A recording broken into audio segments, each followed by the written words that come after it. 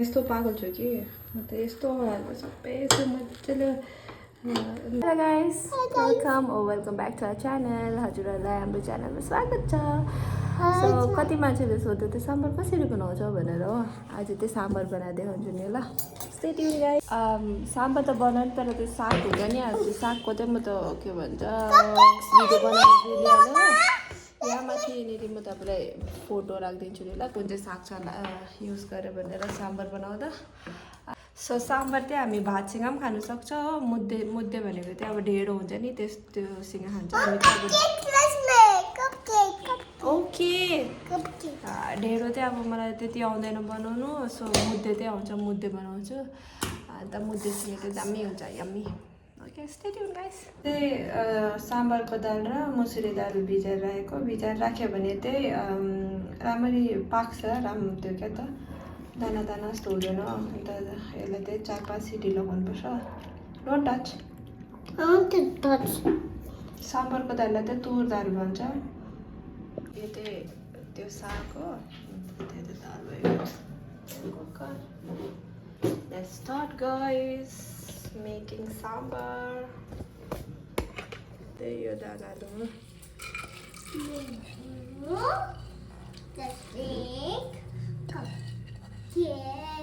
साग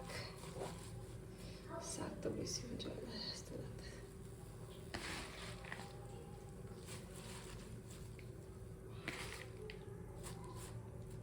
यति मात्रै हालौँ सागको त्यसको बाद टमाटर प्याज यसलाई चाहिँ उसिन्नुपर्छ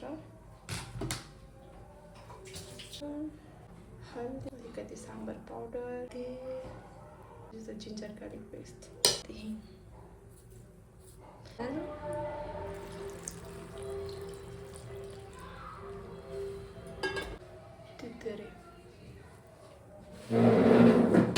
यसलाई अब अलिकति लो टु मिडियम फ्लेममा राखेर 5 सिटी लगायो भने दामी साम्बर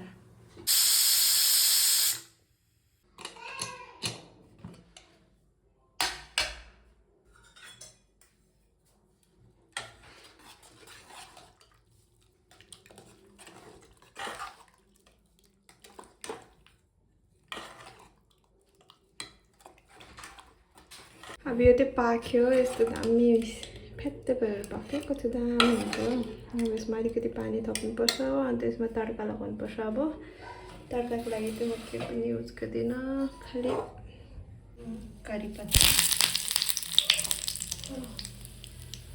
अलिकति कुच्चा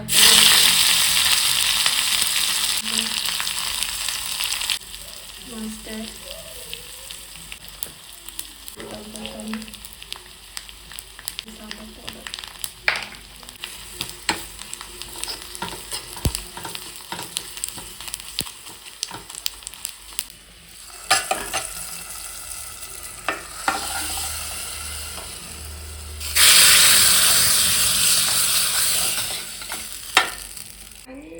जति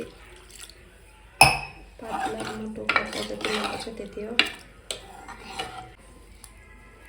यो चाहिँ अब हामी मुद्देसँग खाने हो कि रागी बल त्यही कारण अलिक ठिक्कै राख्छु यसलाई बेसी पानी हाल्दैन नभए त अर्को साम्बर हो भने त अलिक पानी हुन्छ त्यो सजनाको साम्बर ड्रमस्टिक हालेर भन्छ त्यो त अलिक पातला हुन्छ यो चाहिँ अब सागसँग बनाएको अन्त मुद्देसँग खाने भनेर त अलिक मोटाइ राख्नुपर्छ साम्बरमा चाहिँ चिनी पनि हाल्नुपर्छ अलिकति हो गुड पनि हाल्दा पनि हुन्छ हो अलिकति त्यो हाल्नुपर्छ अब यसलाई चाहिँ 5 मिनट जस्तो उम्लिनु दिनुपर्छ अन्त साम्बर इज रेडी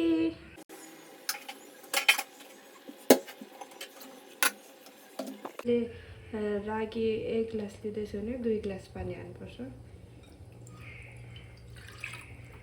अलिकति नुन हाल्नुपर्छ ग्लासी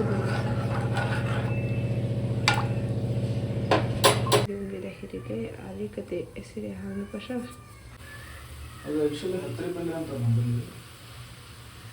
बेला चाहिँ उम्लिँदाखेरि हाल्नुपर्छ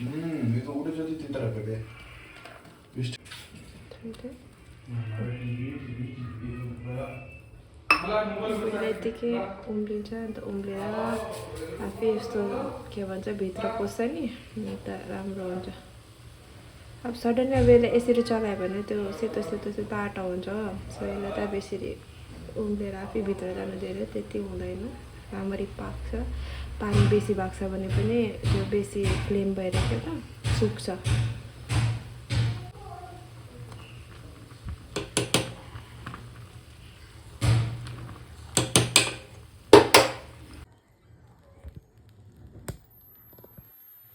गाइस म यस्तो पागल छु कि म त यस्तो हाल्दा सबै यस्तो मजाले बनाएको त भिडियो त पजमा पो राखिरहेको रहेछु हो। त्यसलाई त मजाले यसरी चलाउनुपर्छ, त्यो सेतो सेतो हुनु हुँदैन। अन्त चलाएर अब यसलाई 10 मिनट जस्तो छोपेर राख्नुपर्छ।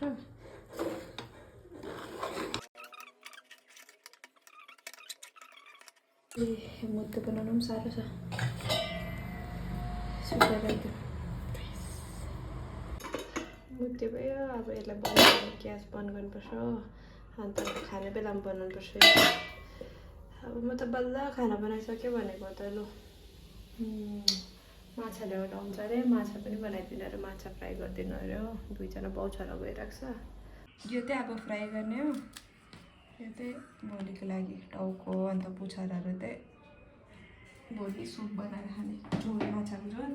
अब यसको लागि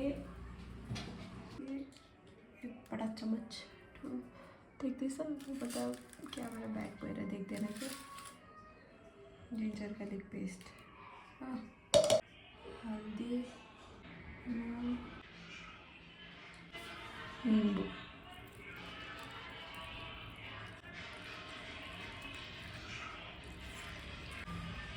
निम्बु त अलिक बेसी नै हाल्नुपर्छ, बेसी नै हाल्नुपर्छ। यसलाई यसरी मिक्स गरेर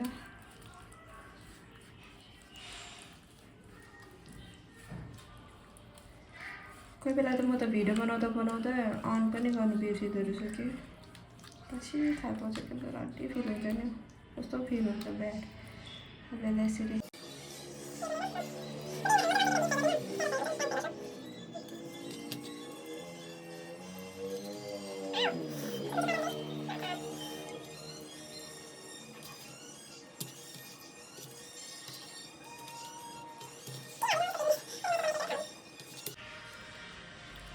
बेला चाहिँ रेस्ट गर्न दिनुपर्छ 10 मिनट जस्तो। फ्रिजमा हाल्छु म यो, यसलाई फ्रिजरमा होइन खालि फ्रिजमा, खालि 10 मिनट्सको लागि, त्यहाँदेखि फ्राई गर्नुपर्छ। अब माछा फ्राई गरौँ है।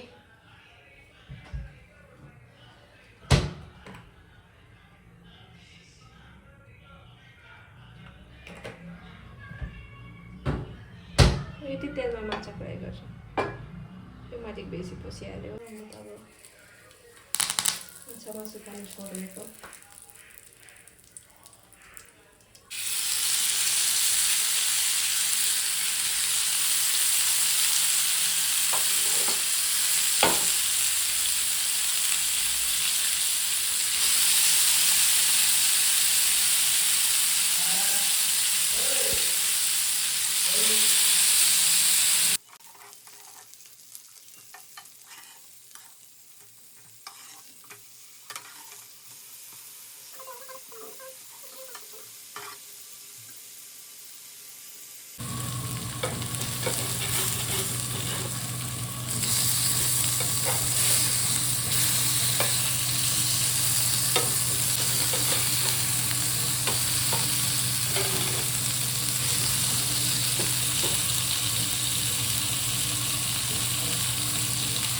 से रेडी भयो। सुनो ना, ये फोन काम नहीं कर रहा है, दूसरा ले लो। काम तो तुम भी नहीं करती हो, मैंने कुछ कहा? मम, दोनों मम, यार तुम भी नहीं करती हो, मैंने फिश